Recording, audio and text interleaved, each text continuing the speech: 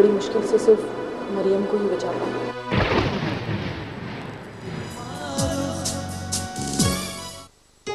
मेरा तो दिल कट रहा है अम्मा, भाई की हालत देख देख कर। बिल्कुल टूट गए वो। और भाभी को भी तो 2 दिन के बाद होश आया है। हौसला रखो बेटा, हौसला रखो। अल्लाह ने बड़ा करम किया है। अरे कितना हौसला रखूं मैं। अल्लाह ताला ने तो हम दोनों बहन भाई के नसीब में औलाद का सुख लिखा ही नहीं है, और फिर बार बार उम्मीद कायम होके टूट जाना, ये कहाँ का इंसाफ है। ऐसा नहीं कहते बेटा, अल्लाह की हर काम में अपने बंदे के लिए बेहतरी होती है, लेकिन हम नहीं समझ पाते और शोर मचाते हैं। लेकिन अम्मा देखो बेटा, मौत और जिंदगी अल्लाह के इख्तियार में है ना, तो फिर यही कड़ी आजमाइश का वक्त है बेटा। अल्लाह ताला खुद कुरान में फरमाता है कि मेरे करीब तरीन बंदे वो हैं जो सख्त मुश्किल में कहते हैं कि हम अल्लाह के हैं और हमें उसी की तरफ लौट कर जाना है बेटा।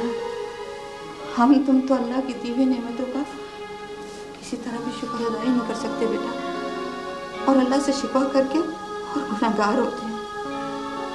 बहुत अच्छी बेटा, अच्छा इनको अपनाना चाहिए। अल्लाह पे भरोसा रखो। अल्लाह बात दफा ऐसी राहें खोल देता है कि इंसान के तसव्वुर में भी नहीं होता है। जाओ, अली को काम पे जाना, जाके नाश्ता तो मेरे बच्चे। शाबाश।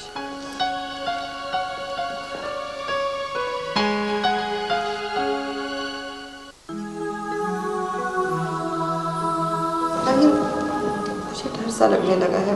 फजूल बातें क्यों सोचती हो? तुम्हें याद है ना पहली मर्तबा की तरह?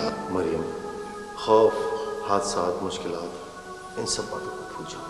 थोड़े दिन रह गए हैं, उसके बाद फिर। मगर राहिल, अगर पहले की तरह इस मर्तबा भी।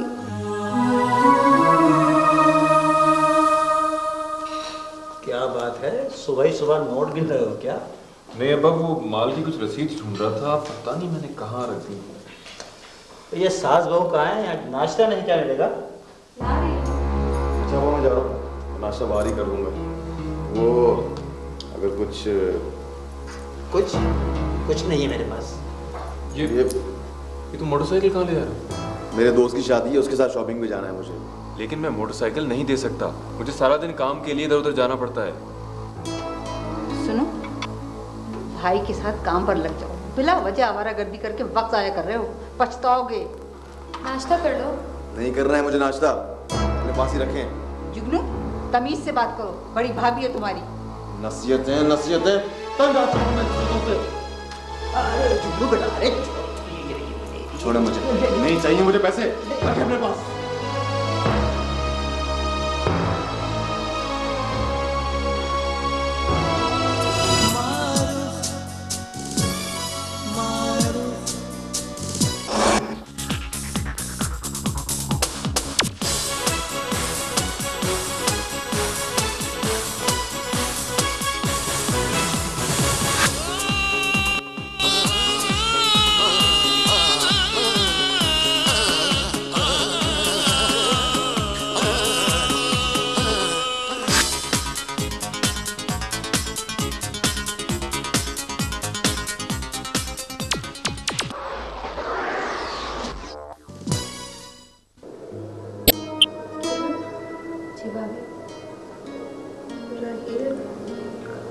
भाभी वो भाई दिन रात यहीं बैठे रहे हैं, तो मैंने उन्हें ज़बरदस्ती घर भेजा है थोड़ा सा आराम करने, ताकि वरना वो भी बीमार पड़ जाते। आ जाएंगे, शाम तक आ जाएंगे। आप सो जाएं, कुछ देर आराम कर लेता हूँ। मैं आपको सर दबा देती हूँ। मरियम तो बहुत उदास हो गई होगी। मेरी हिम्मत तो नहीं पड़ती उसकी तरफ देखने की। राहिल की भी वही हालत है। जाहिर है इतनी बड़ी ट्रेजेडी वाकई बर्दाश्त करना बहुत बड़े हौसले की बात है। खैर छोड़ो, ये बताओ कि तुम्हारी जॉब कैसी चल रही है? बस ठीक है। वैसे सच्ची बात है कि मुझे इस जॉब में कोई दिलचस्पी नहीं है, बस टाइम पास हो रहा है। बस इस के शुरू होने के बाद मैं अम्मी से बात कर लूँ, और फिर भाभी भी तो हमारे साथ है, तुम फिक्र नहीं करो।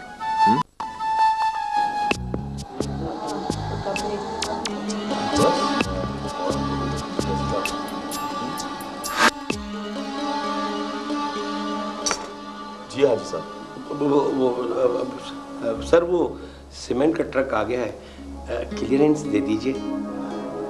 ओके। सर आप चल के चेक तो कर लीजिए। अरे हाजी साहब, कैसी बातें कर रहे हैं आप? हम ये लीजिए, आपने चेक कर लिया, समझ ले मैंने कर लिया। ठीक है, जैसी आपकी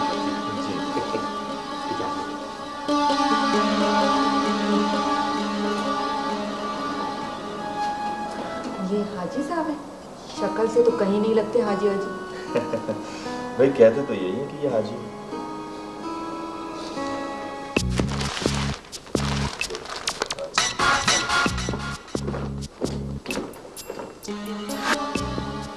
आप ऐसा करें कि 17 बोरियां सुजुकी में लोड करा दें और सारा सामान साइड पे भिजवा।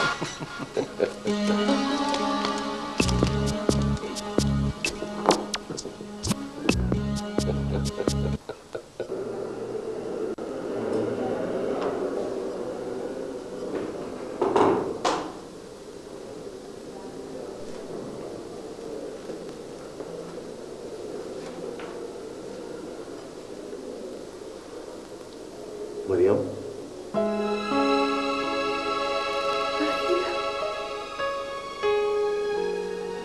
कहाँ चले गए थे?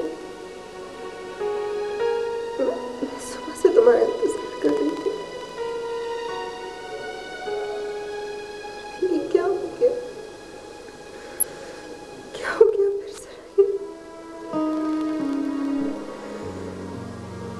इस मर्तबा भी मैं कुछ भी नहीं दे सकी। प्लीज मरियम, प्लीज रोना नहीं। मुझे सबसे पहले तुम चाहिए हो और मैं बहुत खुश हूँ। हाँ, तुम मेरे साथ हो और कुछ नहीं, बस तुम जल्दी से ठीक हो जाओ, फिर हम चलते हैं। तुम्हें पता है, मुझे घर में अकेले बच्चों की तरह डर लगता है। कुछ भी नहीं दे सकी, कुछ भी।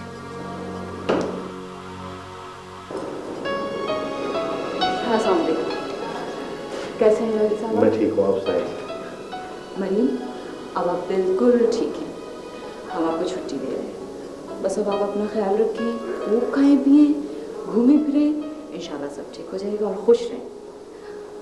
मेरा ख्याल है राहिल साहब, आप और मरियम कुछ दिनों के लिए आउटिंग पर चले जाएं, फ्रेश हो जाएंगी। आप बस हमें छुट्टी दे दीजिए, हम फौरन चले जाएंगे। एक मेरा दोस्त है वहाँ हिल स्टेशन पे, और मजे की बात ये है कि वो दोनों मियाँ बीवी डॉक्टर्स हैं। गुड, वेरी गुड, ये तो और अच्छी बात है। आप लोग जरूर जाएं। Wish you good luck. ठीक है मरियम, अपना ख्याल रखना। अल्लाह हाफिज़। Thank you, thank you. हम जाएंगे, मजा आएगा ना बाबा? अरे हाँ,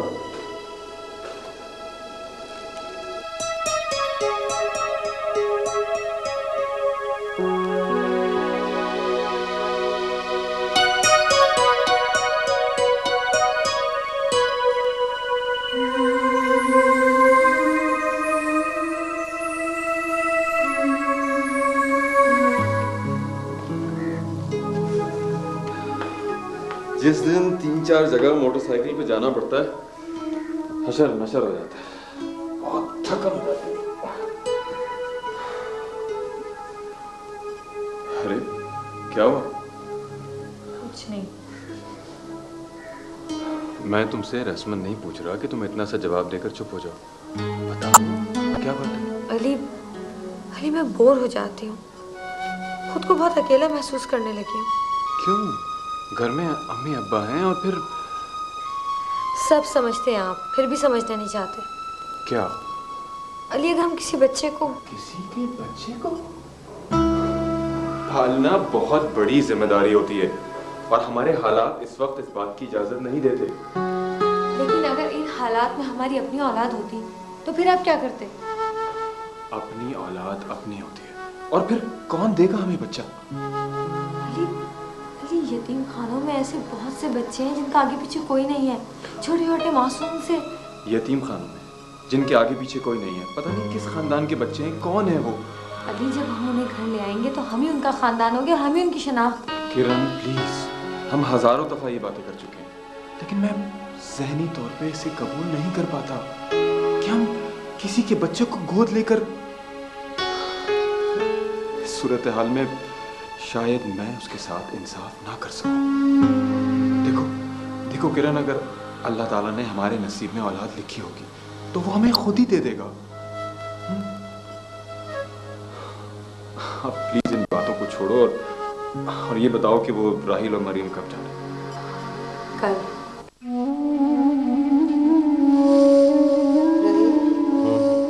तुम्हें बेटे की ख्वाहिश है या बेटी की? मरियम बेटी हो या बेटा, कोई फर्क नहीं पड़ता। अल्लाह ताला ने जो कुछ हमारे नसीब में लिखा है वो हमें कबूल है। मैं तो उस वक्त के बारे में सोचता हूँ जब घर में एक अफरा तफरी सी होगी, कहीं से रोने की, कहीं से हंसने की, कहीं से तालियां बजाने की, अजीब अजीब आवाजें बच्चों की। तुम्हें कैसा लगता है? मुझे तो हर तरफ मासूम सी मुस्कुराहटें महसूस होती हैं।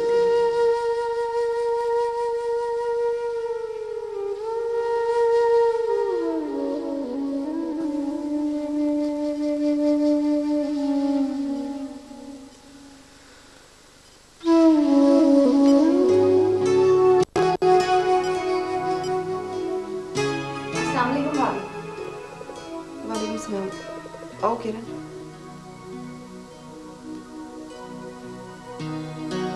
तैयारी होगी?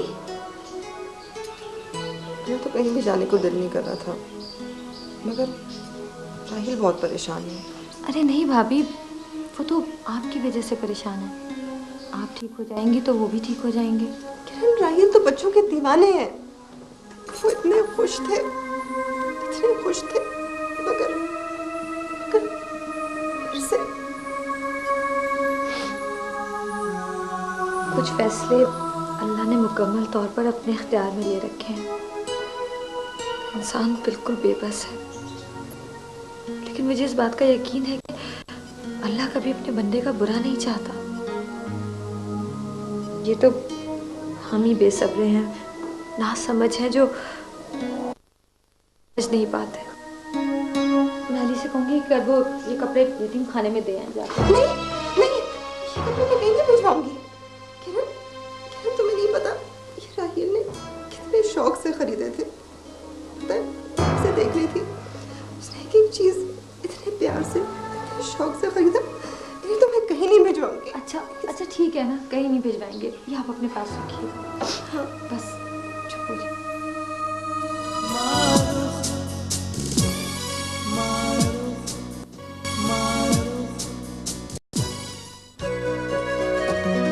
राहिल, यहाँ की जिंदगी बहुत पुरसुकून है, न मारा मारी, न अफरा तफरी। इसीलिए हम दोनों यहाँ पे बहुत खुश हैं।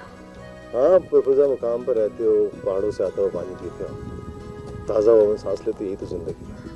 राहिल भाई, जिंदगी के लिए तो सारे झगड़े, अगर वही चैन से ना गुजरे तो क्या फायदा। बच्चे कहाँ हैं? वो दोनों स्कूल गए हैं, 4 बजे वापस आते हैं। उस वक्त तक हम लोग भी ड्यूटी ऑफ करके अस्पताल से घर आ जाते हैं। बल्कि राहिल, ऐसा क्यों है करें कि तुम लोग हमारे साथ सुबह हॉस्पिटल चलो, इसी बहाने अजरा भाभी का चेकअप भी कर लेंगे और इसी बहाने तुम हॉस्पिटल भी देख लेंगे। हाँ, व्हाई नॉट। रिपोर्ट्स तो लाई हो तुम? जी हाँ।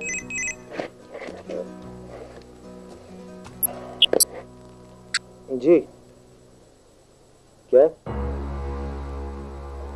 अच्छा चलो, मैं आ रहा हूँ 10 मिनट में।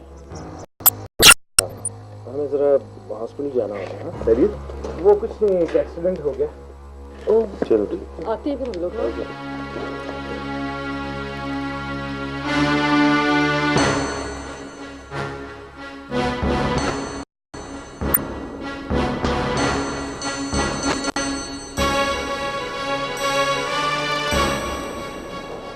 क्या हुआ?